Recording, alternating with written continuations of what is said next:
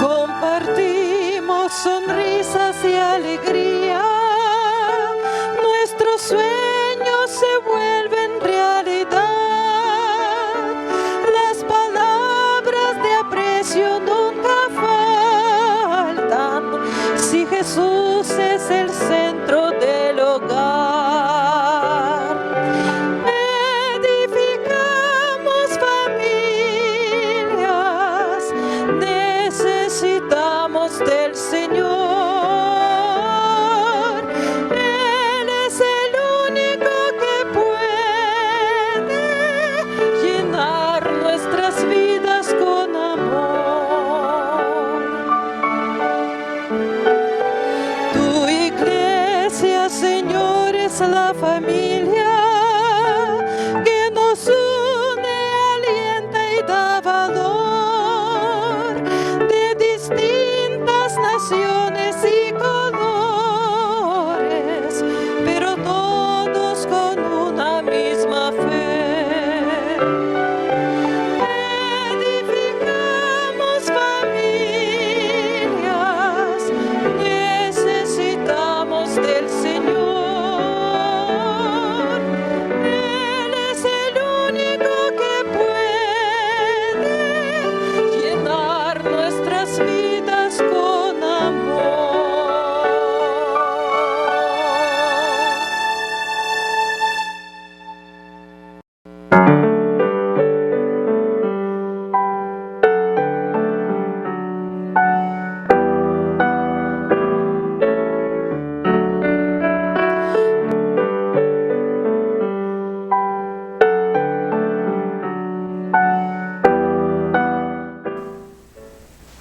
Bienvenidos sean, queridos hermanos. Agradecidos estamos al Señor por permitirnos entrar a tu hogar por medio de la red de canales del Evangelio Eterno. Ministerio de Oración, Sergio Huerta, Yolanda Huerta, te da la bienvenida. En este día estamos consagrando el matrimonio, estamos consagrando la familia. ¿Cuántos deseamos una protección divina? Lo tendremos a través de la oración, a través de buscar su rostro de Dios. Con un escrito está, el Señor responde nuestras oraciones. Sean bienvenidos. Estamos llevando en este día el culto familiar y deseamos que la reflexión que se dé toque corazones. De gracia al Señor en que el área espiritual esté fortalecida y que no dejemos de orar. Sean bienvenidos. Y a todos aquellos que por primera vez sintonizan esta red de canales del Evangelio Eterno, les damos la bienvenida. Llevamos el ministerio de oración y estamos consagrando el matrimonio, los hogares. Vamos a suplicar, Sergio, la presencia del Espíritu Santo, que sea Él el que nos conduzca, que Él hable a través de un escrito está y revele su voluntad en nuestro hogar, en nuestra familia. Amén. Que el Señor nos acompañe y nos dirija. Vamos a hacer la oración. Padre amado, de rodillas humildemente nos acercamos al trono de la gracia. Tú nos invitas, Señor, cuando nos dices, acercaos confiadamente al trono de la gracia. Gracias, Hijo de Dios. Gracias porque todavía intercedes por la causa del pecador. Gracias te doy, Hijo de Dios, porque tu misericordia es grande. De rodillas, Señor, agradezco las bondades y las misericordias que tienes cada día. Recibe adoración, gloria y alabanza. Eres digno, Señor, de todo honor y de toda gloria. Gracias por tu Santo Espíritu, que es el que da convencimiento de pecado, de juicio y de justicia, el que da convencimiento en el corazón, el que revela tu palabra y tu amor. Gracias, Espíritu Santo. Aquí de rodillas, Señor, venimos con un corazón quebrantado, un corazón humillado. Suplicamos, Padre, por el matrimonio. Suplicamos por la familia, por nuestros hijos, nuestros nietos. Y te pedimos que nos perdones, Señor, si lo que se lleva en el hogar no está dirigido por ti, de nada sirve. Te pido humildemente que nos perdones, que nos des la luz y la claridad de mente para que podamos mirar el tiempo que estamos. Da favor, Padre, en el matrimonio, en el hogar, Da favor a los padres, a las madres. Da gracia a nuestros hijos, Padre. Oramos ante todo para que cada día busquemos más de tu dirección. Dirige este ministerio y da favor en el hogar. Ayúdanos, Padre, en el nombre de Jesús. Amén, amén. Amén, queridos hermanos. Estamos llevando en este día, la familia. Quisiéramos poner la base del ministerio de oración, la palabra de Dios que está en el libro de Apocalipsis 2:4. El libro de Apocalipsis 2:4, la reflexión viene de esta parte de Apocalipsis 2:4. Estamos llevando este día, hermanos, la palabra de Dios y la meditación, alejándose sin saberlo. Dice así: pero tengo contra ti algo, que has dejado tu primer amor. Qué triste, hermanos, que ese amor que nos cautivó a la verdad cada día se enfría y se aleja de nosotros. ¿Por qué? Porque no buscamos hacer la voluntad de Dios a través de la oración, a través del consejo que da su palabra, y ahí viene el enfriamiento espiritual. Por eso tenemos que buscar cada día que el Señor cautive nuevamente nuestro corazón, y ese primer amor con que el Señor nos llamó, hermanos, porque es un amor eterno, ese amor de misericordia cautive nuestra mente, nuestro corazón, que sintamos ese amor que compartimos cuando lo conocimos. Dejamos de orar, dejamos de congregarnos, nos estamos alejando cada día más de Dios. Por eso estamos llevando, Sergio, en este día el culto familiar, alejándose sin saberlo. Así es. Es la meditación de este día. Amén. Así es, hermanos. Muchas personas en ocasiones hacen cosas buenas. Tienen su trabajo estable, tienen a su familia, participan en las obras comunitarias, en las obras sociales, e inclusive participan en los servicios religiosos dentro de la iglesia. Sin en cambio, hermanos, aún así, pueden estar alejados de Dios sin darse cuenta. No siempre, hermanos, es necesario una rebeldía notoria en el creyente para estar alejados de Dios. No siempre, hermanos, el alejarse de Dios es de una manera notoria, sino que en ocasiones, hermanos, lentamente, silenciosamente, nos alejamos de Dios. El motivo principal, hermanos, es porque tenemos un corazón dividido, porque compaginamos lo bueno con lo malo. Ahí es donde nos confundimos. Nos conformamos con las cosas que el mundo ofrece y las hacemos una prioridad en nuestra vida, siendo que nuestra prioridad, hermanos, están las cosas divinas, en las cosas espirituales. Por eso muchos tienen un corazón dividido, y aunque ellos piensen que no le hagan daño a alguien, pueden estar acariciando pecados que ni ellos mismos, hermanos, de una manera inconsciente, están ejercitando. Lo único, hermanos, que ocasiona esta situación es que nuestra mente se cauteriza. Y eso es lo que la palabra de Dios nos va a enseñar, hermanos, y nos va a mostrar con una advertencia clara que el Señor dio a través de su ángel a Juan el revelador en la iglesia, en la isla de Patmos. Parte del mensaje que llevaba a las 7 iglesias especifica cuál era la condición de esas iglesias, pero que nos daba a entender la condición del mismo creyente. Aquí en el libro de Apocalipsis, en el capítulo 2 y el versículo número 4, el Señor hace una advertencia clara a la iglesia de Éfeso de cuál era su actitud como cristianos, como creyentes. Pero tengo contra ti, dice la Escritura, que has dejado tu primer amor. La iglesia, hermanos, y los congregantes estaban trabajando para Dios, pero su corazón ya no estaba tan cerca de Dios como antes. Por eso viene la reprensión. Has dejado tu primer amor. Y eso está en contra de la voluntad divina. Eso nos hace pensar, hermanos, que en ocasiones nosotros buscamos a Dios, orando, leyendo la palabra, cumpliendo con nuestros deberes como cristiano, sirviendo a Dios, tal vez con pasión, obedeciendo sus mandatos, hermanos, tal como la Escritura nos lo muestra.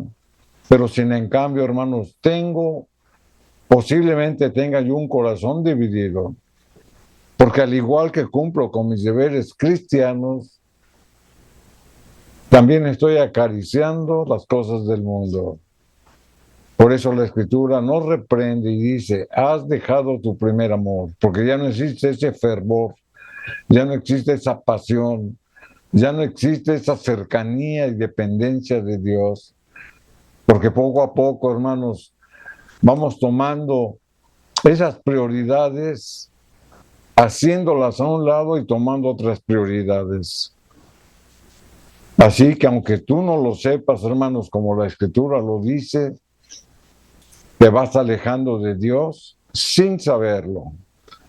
En el libro de Hebreos, en el capítulo 3 y el versículo número 12, la Escritura nos da esta prevención, donde dice, mirad, hermanos, es decir, está atento, que no haya en ninguno de vosotros corazón malo de incredulidad, para apartarse del Dios vivo. La misma palabra de Dios nos dice que un motivo para que el hombre se vaya apartando de los caminos del Señor es porque tiene un corazón malo, porque la incredulidad viene a su vida. Un hombre incrédulo es aquel que no cree. Posiblemente, hermanos, tenga una enseñanza, una doctrina, pero si no la vive, entonces no la conoce. Por eso la Escritura, hermanos, presenta el corazón malo de incredulidad como la raíz de las dificultades en las relaciones del hombre para con Dios. Por eso muchos empiezan a retirar sin saberlo, porque dejan de sentir ese fervor por buscar de las cosas de Dios. Por lo tanto, hermanos, hacemos de nuestra fe y de nuestras creencias algo aparente. Y ese es el peligro. Vivir una vida cristiana aparente, sin compromiso. Tal vez por costumbre usted se congregue, por costumbre usted eleve una oración al Señor cuando se acuerda, pero es una costumbre, no es algo que nace de su corazón. Entonces esos son síntomas, hermanos, que nos estamos alejando de Dios. Dejamos de escudriñar la palabra de Dios, fallamos en su ley moral y muchas otras actitudes negativas por tener un corazón contrario a Dios. Por eso la Escritura nos llama la atención, así como la profecía nos decía, dirigiéndose a la iglesia de Éfeso, que han dejado su primer amor. Aquí el apóstol nos está diciendo que tenemos un corazón de incredulidad. Pero sigue diciendo aquí en el versículo número 13, antes exhortaos los unos a los otros cada día. Es decir, cuando notemos ese tipo de situación en nuestra familia o en nuestra congregación, que vemos hermanos o vemos familiares desanimados, los tenemos que exhortar, de exhortar con la palabra de Dios. Y esa es la recomendación que nos da la Escritura. No seamos indiferentes, que veamos el desánimo en algunos y los pasemos desapercibidos, porque ese es un pecado. La indiferencia es un pecado. Sigue diciendo la Escritura, entre tanto que se dice hoy, para que ninguno de vosotros se endurezca por el engaño del pecado. Y es lo que hace el pecado. Lo que hace el pecado, hermanos, es entenebrecer nuestra mente. El pecado es como una neblina que entenebrece nuestra mente. No nos hace razonar bien, no nos hace medir las consecuencias de nuestras faltas. Pero aún más, entenebrece nuestra mente, pero endurece nuestro corazón. Y ahí es donde ya no sentimos ni temor por el pecado, ni por lo que hacemos. Por eso la Escritura nos dice hoy, entre tanto, que se dice hoy, para que ninguno de vosotros se endurezca por el engaño del pecado. Aquí en el libro de Hebreos, capítulo 2, el versículo número 3, la Escritura nos hace una exhortación en el peligro que podemos caer si es que no nos exhortamos. ¿Cómo escaparemos, dice la Escritura, nosotros, si descuidamos una salvación tan grande? Y eso es lo que hace el pecado. Eso es lo que hace cuando usted se va enfriando poco a poco, cuando se va alejando de Dios. Está descuidando su salvación. Y dice tan grande. ¿Por qué? Porque la salvación, hermanos, que nosotros hemos confesado por fe, por medio de los méritos de Cristo, costaron sangre. La sangre del Hijo de Dios. O sea que nuestra salvación para nosotros es gratuita. Porque nada más tenemos que creer en la justificación de Cristo. Pero a Cristo le costó su propia vida. Dios Padre se desprendió de su Hijo. Y en propiciación por nuestros pecados y por nuestras faltas, consintió la muerte de su Hijo, porque a través de esa muerte expiatoria nos iba a dar la salvación. Por eso hay que apreciarla y por eso el apóstol decía, salvación tan grande, tan inconmensurable que no tiene medida. La mente del hombre no puede en ocasiones comprender, hermanos, todo ese misterio de la salvación, pero la Biblia nos da vestigios para que nosotros los creyentes comprometidos podamos apreciar lo que costó nuestra salvación. Y decimos nuestra porque la hacemos nuestra, pero costó la vida del Hijo de Dios, la cual, habiendo sido anunciada primeramente por el Señor, nos fue confirmada por los que la oyeron. Es decir, la salvación, hermanos, está en este santo libro. Desde el libro de Génesis hasta Apocalipsis, el plan de la salvación fue dado al hombre, hermanos, como una prenda que el Señor nos otorgó y muchas veces sin merecerlo, pero eso a nosotros nos responsabiliza por apreciarla, como dice la Escritura, por valorarla, porque tenemos un galardón. Dice ese galardón es la vida eterna. Aquí en el libro de Filipenses, capítulo 2, versículo 12, la Escritura dice, por tanto, amados míos, como siempre habéis obedecido, no como en mi presencia solamente, sino mucho más ahora en mi ausencia. Ocupaos en vuestra salvación con temor y temblor. Amén. Esa es la exhortación que nos hace la palabra de Dios. Por eso el Señor dejó registrado en este santo libro, hermanos, todas las promesas, toda la historia bíblica que costaron el plan de la redención, marcada en las diferentes épocas, de diferentes maneras, de una manera simbólica, de una manera literal, de una manera profética, pero todas apuntaban a la cruz del Calvario. Por eso el apóstol Pablo decía, no solamente en mi presencia, sino mucho más en mi ausencia. Los santos hombres que escribieron esto, inspirados por el Espíritu Santo, estas santas escrituras, físicamente ya no están, pero espiritualmente nos están hablando con su voz y nosotros la tenemos que entender porque está en este santo libro. Por lo tanto, hermanos, la Escritura es la que nos va a llevar por los caminos donde el Señor nos va a marcaros y donde tenemos que estar ocupados cooperando con Dios en lo que nos corresponde en nuestra naturaleza humana, para que junto con nuestra obediencia y la promesa divina se junte y entonces, hermanos, el propósito de Dios se cumpla en nuestra vida. El Señor siempre va a buscar la disposición del hombre y el hombre tiene que cooperar por fe si es que busca la salvación. Primera de Corintios capítulo 10 y el versículo número 12, la Escritura dice: así que el que piensa estar firme, mire que no caiga. Y esto va de acuerdo a lo que nos decía la Escritura en el libro de Apocalipsis. Pero tengo contra ti que has dejado tu primer amor. Y comentábamos, muchos hermanos piensan que están comprometidos, pero sin en cambio se están alejando de Dios. Y cada uno lo sabe.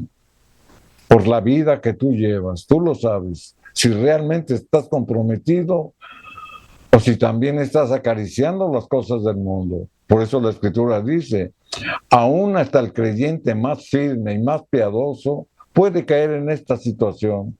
Por eso es la amonestación. Así que el que piensa estar firme, es decir, nadie tiene la verdad absoluta. Todos somos pecadores, porque la Biblia dice que aún hasta con el pensamiento y las intenciones del corazón pecamos. Pero tenemos, hermanos, una provisión que Dios nos ha dado, que es el arrepentimiento y la confesión. Entonces sí puedo estar a cuentas con Dios nuevamente. Mire que no caiga. Tenemos que estar apercibidos del compromiso que tenemos con Dios, de la salvación tan valiosa que costó la sangre de Cristo y de mantenernos firmes en la fe como la Escritura lo dice. Aquí la palabra nos presenta un pasaje donde nuestro Señor Jesucristo nos habla, aquí en el libro de San Mateo, capítulo 14 y el versículo 31. La palabra de Dios dice, y al momento Jesús, extendiendo la mano, agarró de él, asió de él. Nos está hablando de la experiencia que tuvo Pedro cuando le pidió al Señor que le permitiera caminar en medio de la tempestad para ir a su encuentro. Dio el primer paso, se sostuvo porque estaban sus ojos fijos en Cristo. Pero al segundo paso, volteó su vista y vio la tormenta. Y entonces se empezó a hundir. Y en su desesperación se olvidó de su fe, en su desesperación se olvidó de poner los ojos en Cristo, que es lo que en ocasiones nos ocurre. En nuestra vida cotidiana, por las influencias del mundo, a veces quitamos los ojos de Cristo, a veces ponemos los ojos en las tormentas o en los problemas que se nos acercan y entonces, hermano, nuestra fe se va debilitando. ¿Qué es lo que hizo el Señor? Hombre de poca fe, ¿por qué dudaste? Y aquí, hermanos, el Señor nos enseña que primero, después de haber reprendido la tormenta, extiende su mano a Pedro, porque no lo dejó que se ahogara, sino que extendió su mano y en un tono amoroso y a la vez de reprensión le dice, hombre de poca fe. Y luego le da el motivo. ¿Por qué su fe menguó? Porque la Biblia lo dice. ¿Por qué dudaste? O sea que la duda, hermanos, poco a poco también nos aleja de Dios. En el libro de Santiago, capítulo 1, versículo 6, pero pida con fe, no dudando nada, porque el que duda es semejante a la onda del mar, que es arrastrada por el viento y echada de una parte a otra. Tener fe, hermanos, es confiar en Dios. Amén. Es creer que Dios nos ama Amén. y que sabe lo que nos conviene. Pero sin en cambio la palabra de Dios nos dice que hay una condición. ¿Y cuál es esa condición? no dudar. El hombre que tiene fe, hermanos, no debe de tener duda. El hombre que duda y dice tener fe, no la tiene. Y eso está escrito y es lo que la palabra de Dios nos dice. Porque la duda, hermanos, es una señal de inestabilidad espiritual. Por eso Él lo compara y nos da esta ilustración que es como la onda del mar. La onda del mar, hermanos, nadie puede controlar porque es un movimiento agitado y es un movimiento inquietante y que está expuesta, hermanos, a ir de un lado a otro conforme el viento la vaya arrastrando. Y eso es lo que pasa cuando nosotros tenemos duda en nuestra fe, que estamos expuestos a las corrientes del mundo, a las doctrinas del mundo, al pensamiento del mundo. Por eso muchos dicen tener fe, pero a la vez tienen duda, porque no está afianzado su compromiso con Dios. Aquí en el versículo número 8 de Santiago, capítulo 1, la Escritura nos sigue diciendo, el hombre de doble ánimo es inconstante en todos sus caminos, reafirmando el pensamiento con el que nos viene hablando el apóstol Santiago. Por eso, la duda y la fe se contraponen. ¿Por qué? Porque es ocasionado por el hombre, que al tener una duda tiene doble pensamiento. En otras palabras, o estamos con Dios o no estamos con Dios. Ese es el mensaje. Aquí en 1 Corintios capítulo 14 y el versículo 33, la Escritura dice, pues Dios no es Dios de confusión, ¿se da cuenta? ¿Por qué no debe de haber duda en nuestra vida? ¿Por qué no debe de haber duda en nuestro corazón y en nuestra mente? ¿Por qué no debemos de dudar en lo que Dios nos manda a través de su ley moral, de su ley escrita? ¿Por qué no debemos de dudar en nuestra oración y el poder que representa? ¿Por qué no debemos de dudar en nuestra fe? Porque Dios no es Dios de confusión, sino de paz. Amén. Y es lo que el Señor desea, tener la paz de Dios en nuestro corazón. Esa paz que aún en medio de la tormenta debemos de manifestar. No dejándonos llevar por nuestras emociones, que nos llevan a la desesperación de las circunstancias que vivimos, sino conservar la calma en medio de la tormenta, por medio de la paz de Cristo. Y esa paz de Cristo me hace confiar en que Él está conmigo, es la paz de Dios. Y luego Él manifiesta, como en todas las iglesias de los santos. Es decir, esta paz se debe de manifestar, hermanos, entre hermanos en la fe. Pero esta paz se debe de manifestar en nuestro hogar y debemos de manifestarla en cualquier actividad que por nuestras actividades sociales, de trabajo o de comunidad desarrollamos. Reflejar la paz de Cristo aún en medio de la tribulación. Aquí en el libro de Lamentaciones, el profeta Jeremías nos presenta una situación de cómo cuando perdemos la paz, de qué manera se manifiesta nuestra vida. Y mi alma se alejó de la paz, ¿se da cuenta? Él está hablando, hermanos, que era una paz que se alejaba de Dios desde su interior hacia su exterior. Y mi alma se alejó de la paz, me olvidé del bien. Eso es lo que hacen. Eso es lo que hace la confusión. Por eso el Señor, la palabra decía que el Señor no es Dios de confusión. Por eso el Señor nos dice, ¿por qué dudaste sobre tu fe? Porque la paz de Cristo que debe de reinar en nuestro corazón, hermanos, se olvida de hacer el bien. Y así lo manifestaba el profeta. Cuando nos alejamos de Dios, hermanos, y perdemos la paz en nuestro corazón, afecta no solamente, hermano, nuestro estado espiritual, sino también nuestro estado físico. Nuestra salud puede ser afectada. Nuestro bienestar, hermanos, puede ser menguado. Nos falta tal vez la prosperidad espiritual, pero también la prosperidad material. ¿Por qué? Porque no tenemos paz. Y esa paz viene a ser suplida por un estado de ánimo inconstante. Así como la escritura nos presentaba como las olas del mar que son arrastradas de un lugar a otro, nos trae intranquilidad.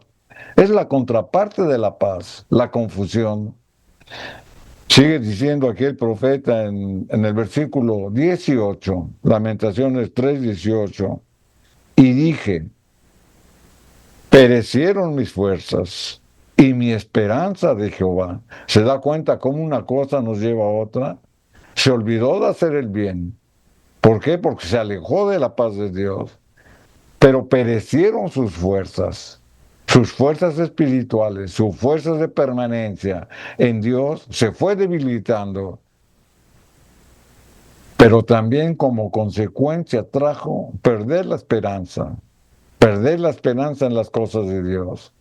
Muchos hermanos se derrotan diciendo, ya no quiero más, ya no aprecio la vida como antes, todo está en contra mía. Y es por eso, por la debilidad espiritual, porque muchas veces sin sentirlo, nos estamos alejando de Dios. Este tipo de actitudes, hermanos, de perder las fuerzas, de perder la paz, de perder la confianza en Dios, de perder la búsqueda, de manifestar nuestra pasión por las cosas de Dios, se va diluyendo. Estas actitudes, sentimientos, son un claro reflejo de que nos estamos alejando de Dios. Y lo más lamentable del asunto, hermanos, es que muchas veces se acostumbra uno. A veces voy a la iglesia, a veces oro, a veces leo la escritura, a veces obedezco. Y se dicen ser cristianos cuando están alejados de Dios. Por eso, hermanos, debemos de considerar lo que la palabra de Dios nos dice, como decía el apóstol Pablo. Apreciar vuestra salvación, cuidarla con temor y temblor.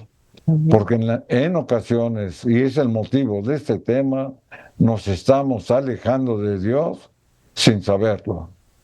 Amén. Estamos llevando en este día el culto familiar. Estamos suplicando al Señor que Dios dé gracia en cada necesidad. Tenemos que buscar cada día hacer la voluntad de Dios. Dice la palabra de Dios en el libro de Corintios, el que piensa estar firme, mire que no caiga. Muchas veces, hermanos, vivimos una vida de apariencia. Se ora, hermanos, ya por costumbre.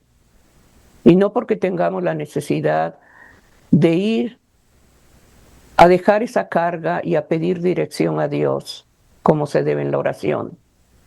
El orar, hermanos, es abrirle tu corazón, tu intimidad al Señor, y no es porque Él no lo sepa, es porque Él desea que tú vayas a Él. Muchas veces, hermanos, el enfriamiento espiritual no llega de momento. Uno mismo lo va provocando. Hoy no voy a la iglesia, hoy no ayuno, hoy sí, mañana no. O sea, son apariencias y uno piensa estoy bien, estoy firme. El Señor dice que busquemos la salvación con temor y temblor. La salvación costó la sangre de Cristo. Por eso este día, hermanos, como matrimonio, como familia, estamos pidiendo a Dios que si fallamos, que si cometemos errores, que si nuestra vida es aparente, pedirle perdón a Dios porque la indiferencia, hermanos, haciendo lo bueno y no lo hacemos es pecado. Por eso tenemos que buscar cada día su consejo a través de este santo registro que es su palabra. Ahí está su voluntad, ahí está el plan de vida para cada uno de nosotros. ¿Dejaste de orar? ¿Dejaste de ir a la iglesia? Hay enfriamiento espiritual. Y esos son síntomas de que has dejado tu primer amor. Por eso este día, hermanos, como ministerio de oración, el deseo, hermanos, es que cada día busques más al Creador. Las Escrituras lo demandan, que oremos para no caer en tentación. Pedir al Señor en este día, ante todo, el perdón y la gracia que Él está dispuesto a darnos como padres, como hijos. Pedir al Señor dirección y sobre todo que ese primer amor cautive nuestro corazón y llevemos esa bondad, ese amor a través de esa enseñanza que Dios nos da en ese primer amor que tuvimos al conocerlo. Por eso estamos llevando, Sergio, el hogar, la familia, que Dios nos dé la gracia para que en ese hogar se respire ese ambiente y esa seguridad que solamente viene de Él. Amén, así es. La misma palabra de Dios, hermanos, es la que nos anima. Pero aparte de animarnos, nos alimenta, Amén. nos revela cuál es la condición del hombre. Porque recordemos, hermanos, que la lucha que tenemos es una lucha espiritual, es una lucha cósmica. Y nuestro enemigo, hermanos, está en las regiones celestes, porque así lo enseña la Biblia. Nuestra lucha no es contra carne y sangre, sino que nuestra lucha es espiritual. Ahora, si nuestra lucha es espiritual, entonces ¿en qué terreno la debemos de ganar? En lo espiritual. Pero usted dice, bueno, es que yo tengo que resolver situaciones o tomar decisiones. Esas situaciones y esas decisiones se ganan de rodillas. Amén. Por eso comentábamos nuestra lucha espiritual. La misma palabra de Dios, hermano, nos presenta cómo el mismo David expresaba también su angustia. Aquí en el Salmo 31 y el versículo número 22, la Escritura dice, decía yo en mi premura, cortado soy de delante de tus ojos, pero tú oíste la voz de mis ruegos cuando a ti clamaba. Aquí hay dos situaciones donde el mismo salmista confesaba que él decía en su premura. Ahora, ¿qué es la premura? La premura significa, hermanos, cuando usted de alguna manera apresurada toma decisiones apresuradas. La premura que él sentía es de que se estaba alejando de Dios.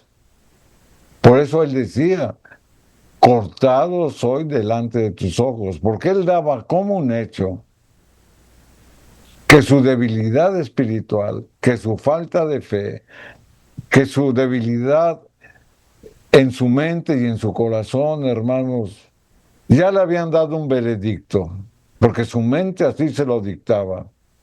¿Y cuál era ese veredicto? Cortado soy delante de sus ojos. Es decir, era hecho a un lado de las promesas de Dios, del amor de Dios y de la ayuda de Dios.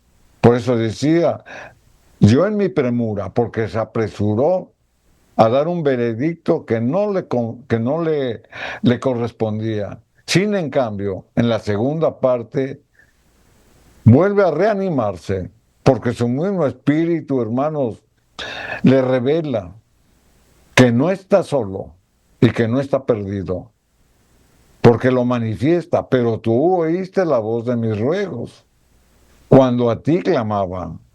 Es decir, el Señor, hermano, está atento viendo nuestra condición de que cuando nosotros nos estamos alejando de Dios sin saberlo, Él está a nuestro auxilio.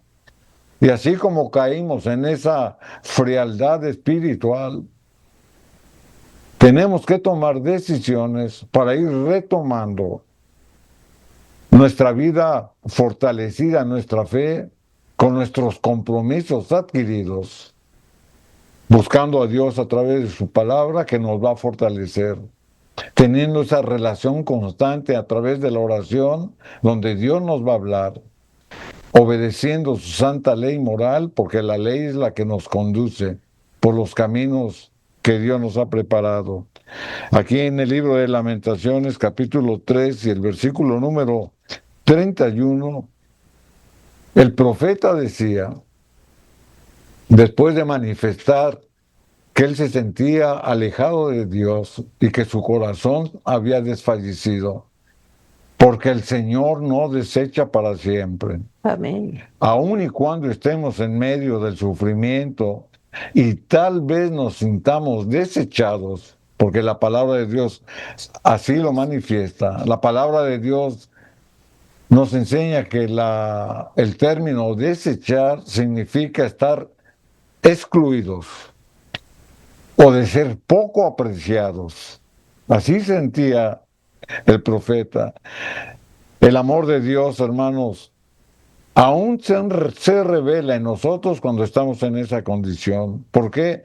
Porque el Señor no permite que la adversidad venga a nuestra vida sin tener en cuenta la conducta del hombre.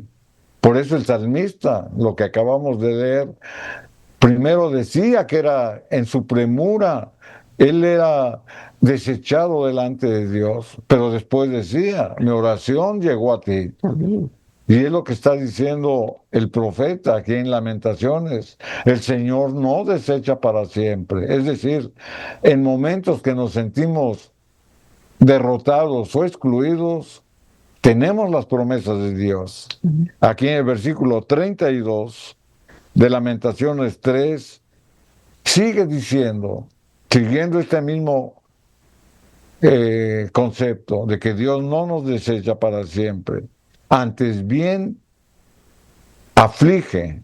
Y aquí es importante que resaltemos esta expresión, antes sí aflige, es decir, vendrán aflicciones a nuestra vida, pero la Escritura no nos da a entender que el Señor aflige de una manera adrede o porque Él quiera, sino que Dios permite la aflicción en nuestra vida. Amén. Por eso no nos desecha, porque debemos de reconocer, hermanos, que pruebas, tribulaciones, problemas, todos las vamos a pasar, porque está escrito.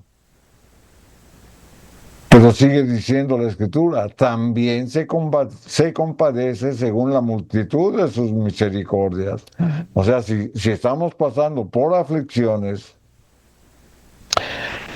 estas no provienen de parte de Dios, provienen de parte del adversario, porque el adversario trajo el dolor, el sufrimiento, la enfermedad, la muerte, la violencia y todo lo que vivimos. Las trae el adversario. Pero sin en cambio Dios las permite. ¿Pero para qué las permite? Para fortalecer al débil. Para que en esos momentos atribulados busquemos la ayuda de Dios. Por eso la Escritura dice, el Señor sí aflige, permite la aflicción. Pero en medio de la aflicción se compadece. ¿Por qué? Porque Él es misericordioso. La misericordia de Dios, hermanos, precisamente es eso. Es de que Dios se compadece por nuestras aflicciones. Aquí en Lamentaciones, capítulo 3, versículo 33, la Escritura reafirma ese concepto de que Dios se aflige. Versículo 33, Lamentaciones 3, la Escritura dice, pero no aflige porque no aflige ni entristece. Voluntariamente. O sea, Dios permite la aflicción. Dios permite que el hombre sufra la aflicción, pero no es la voluntad de Dios. ¿A quién? A los hijos de los hombres. O sea que la misma palabra de Dios, hermanos, nos enseña que no es el deseo de Dios, ni es su voluntad lastimar, herir o destruir al hombre. No es el plan de Dios, ni a ninguno de los seres que Él creó. Por eso, algunas veces cuando el hombre se resiste a obedecerlo, por amor al hombre, el Señor permitirá que sobrevengan aflicciones, pero por amor al hombre, a fin de llevarlo ¿a dónde? Al arrepentimiento. Ese es el plan de Dios.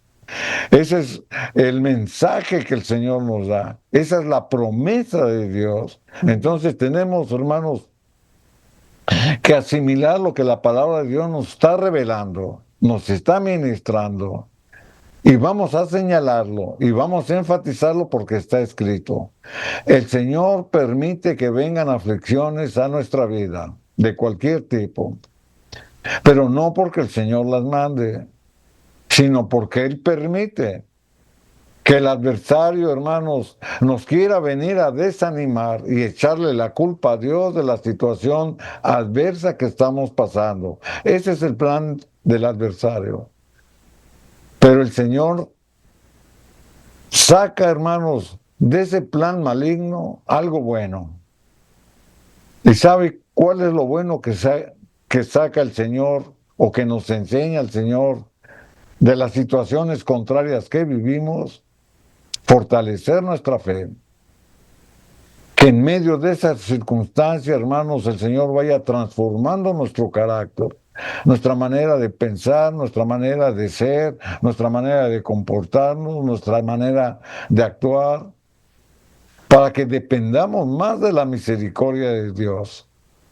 Entonces el adversario, hermanos, sale confundido, porque si ocasionó un mal para lastimarnos, para derrotarnos y para destruirnos, el Señor usa esa situación, pero para salvarnos, para amarnos, para atraernos, para transformarnos y para depender de la misericordia de Dios. Amén. O sea que el plan de Dios siempre ha sido, hermanos, de redención, de que el hombre se arrepienta, de que el hombre realmente comprenda que permanecer cerca de Dios, hermanos, es permanecer en su fe.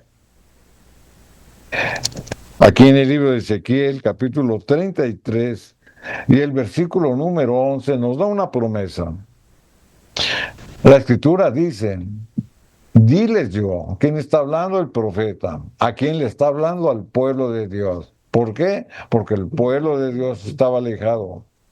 Y aquí viene una analogía o una ilustración de las cosas que el Señor permitió en el pasado. No están muertas, están registradas. Pero esas cosas están registradas como ejemplo para el creyente hoy en nuestros días. Por lo tanto, todo lo que está registrado, todas las historias bíblicas, toda la profecía, todas las experiencias de los siervos de Dios, todas sus recomendaciones, sus mandatos, sus leyes, todo lo que la Biblia nos representa como el Evangelio integral, no está en el pasado, está en el futuro. ¿Por qué? Porque el futuro es la vida eterna, es el cumplimiento del plan divino de Dios. Porque si bien es cierto, Cristo murió en la cruz para vencer la adversidad, a nosotros nos dio la promesa de que si somos justificados por Cristo, nos promete la vida eterna, pero eso está en futuro. Entonces, ¿cuál es la enseñanza? Aprender de lo pasado. Poner los ojos en la vida eterna que está en el futuro, pero vivir en el presente. Y el presente para nosotros, hermanos, son las cosas y las experiencias que se escribieron en el pasado, porque el Señor de ahí nos da una enseñanza, hermanos, que es como ejemplo de lo que vivimos en el presente. Y esta promesa, hermanos, es para hoy. Y esta promesa es para ti. Si bien es cierto, por las circunstancias de ese momento, de que el pueblo de Dios estaba en rebeldía en contra del Señor, esta palabra del profeta, así como se la dio al pueblo de Israel para que rectificara su camino, esta misma promesa no nos da a nosotros para el día de hoy. ¿Para qué? Para el mismo motivo, para rectificar nuestro camino. Por eso dice la Escritura: vivo hoy. ¿Se da cuenta? Vivo hoy. Porque este mensaje y estas palabras son el día de hoy. ¿Quién dice? Jehová, el Señor. O sea que es palabra que vino a través del profeta, pero que está hablando por el pensamiento divino.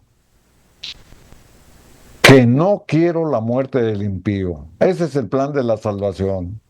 La Escritura lo dice muy claro. Nuestro Señor Jesucristo vino a salvar y a buscar lo que se había perdido. Y aquí el profeta lo manifiesta, el mismo plan, pero con otras palabras. No quiero la muerte del impío. El Señor no quiera que nadie se pierda, sino que vuelva al impío de su camino y que viva. ¿Se da cuenta? De aquí, hermanos, podemos relacionar el tema que estamos tratando, alejándose sin saberlo. Si usted reconoce que se está alejando de Dios, estas palabras son para usted. Regrese a los caminos de Dios. Y vuelve a insistir la Escritura, volveos de vuestros malos caminos, porque moriréis, oh casa de Israel. ¿Se da cuenta? La misma palabra de Dios, hermanos, no desea, ni es su propósito que el hombre se pierda. Y nos da una condenación. Soy fuerte decirlo, pero es una realidad. Si usted no decide volver a los caminos del Señor, hermanos, tendrá su paga, una muerte, pero nos habla de una muerte espiritual. Se va usted enfriando, va usted alejándose de Dios, y en su lugar, ¿sabe qué viene? Los placeres del mundo, las adversidades que el mundo presenta, las tentaciones que el adversario pone, y usted se va a ir perdiendo poco a poco. Por eso es la promesa. Pero el Señor, hermanos, siempre es misericordioso. Y con esta promesa, hermanos, y con esta exhortación, y con este recordatorio concluimos. Segunda de Pedro, capítulo 3, y el versículo número 9, la Escritura, hermanos, tal vez conteste a muchos cuestionamientos que muchos se hacen el día de hoy. ¿Por qué el Señor no viene si hay tanto violencia en el mundo? Si hay tanta vida convulsionada, si hay tanta injusticia. La Escritura nos dice, el Señor no retarda su promesa, según algunos la tienen por tardanza, ¿se da cuenta? Porque dicen, hace 2000 años murió el Señor y quedó por regresar y no ha venido. Se está tardando. No, hermanos, la Escritura dice otra cosa. El Señor no retarda su promesa, pero nos dice por qué. Porque es paciente para con nosotros, no queriendo que ninguno perezca, sino que todos procedan al arrepentimiento. Ahí está la promesa. El Señor está esperando por ti. El Señor está esperando para que vuelvas a renovar tu pacto de fidelidad a Dios. Y si te has alejado de Dios por algún motivo, que esta reflexión, hermanos, sea un motivo, por lo que hemos leído con un escrito está, para volverte a acercarte a Dios. Amén. Porque el Señor, hermanos, no desea que ninguno se pierda, sino que procedamos al arrepentimiento, alejándose, hermanos, sin saberlo. Ha sido la meditación y como siempre nuestro deseo es para que el Señor ponga en nuestra mente y corazón el acercarnos a Dios y el mantener firme el compromiso de lealtad y de fidelidad que hemos hecho delante de Él. Con temor y temblor, hermanos, busquemos la salvación. Vamos a hacer la oración, suplicando por tu hogar, por mi hogar, por nuestras familias. Agradecidos estamos, Señor. Rogamos humildemente que des gracias, Señor, nos des la fuerza, nos des la gracia, Padre, para enderezar nuestros caminos. Perdona la frialdad, la indiferencia, Señor, y danos la gracia, Padre mío, de que la voluntad tuya se cumpla en los hogares. Te pido humildemente por el culto familiar, por matrimonios, por niños, jóvenes, por nuestros nietos, Padre, guárdalos. Pon un cerco alrededor de nuestra casa y da gracia, Padre, para que busquemos con temor y temblor hacer tu voluntad. Gracias te doy, Padre, en el nombre de Jesús.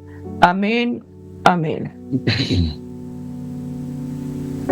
Amén, queridos hermanos, agradecidos estamos, que la paz del Señor esté en sus corazones y que cada día vivamos en la atmósfera de la oración, sirviendo al Señor. Amén. Amén.